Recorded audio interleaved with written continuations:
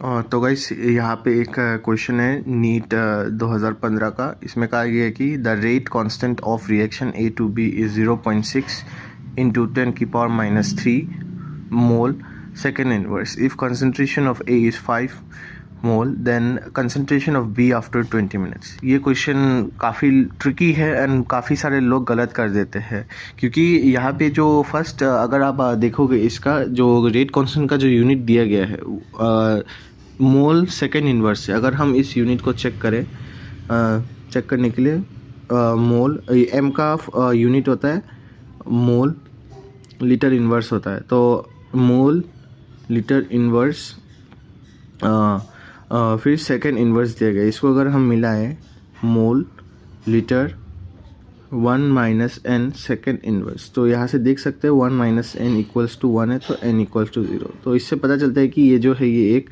Zero order reaction है, zero order reaction है। तो अभी हमें पता चल गया ज़ीरो ऑर्डर रिएक्शन है। तो ज़ीरो ऑर्डर रिएक्शन में क्या फॉर्मूला यूज़ होता है?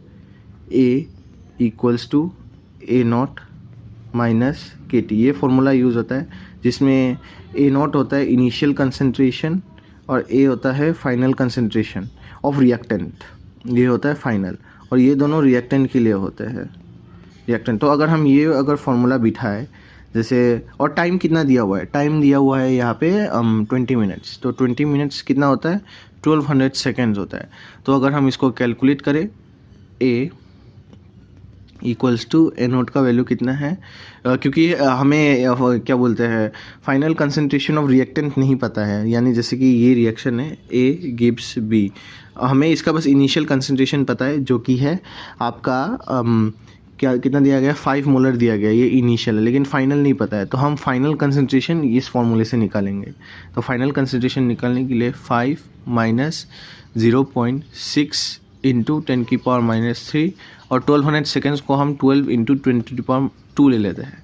तो जब ए इक्वल्स टू 5 माइनस 0.6 इंटू 12 इंटू 10⁻⁻1, हमने इससे माइनस कर दिया और 12 इंटू ये बचा है नाउ 5 माइनस, इसको अगर हमने इससे मल्टीप्लाई किया तो आ जाएगा 7.2 इंटू 10⁻⁻1। देन -1 को इधर लिखे गए तो ए होगा 5 माइनस 0.72। तो फाइनल कंसंट्रेशन ऑफ ए आ जाए, मतलब रिएक्टेंट आ जाएगा 4.28 मोल। ये आ गया आपका फाइनल कंसंट्रेशन ऑफ ए। लेकिन यहाँ पे आंसर ख़त्म नहीं होता, आप फिर बाद में ढूंढने लग जाओगे कि आंसर कहाँ पर है, यहाँ पर तो आंसर क्यों नहीं है।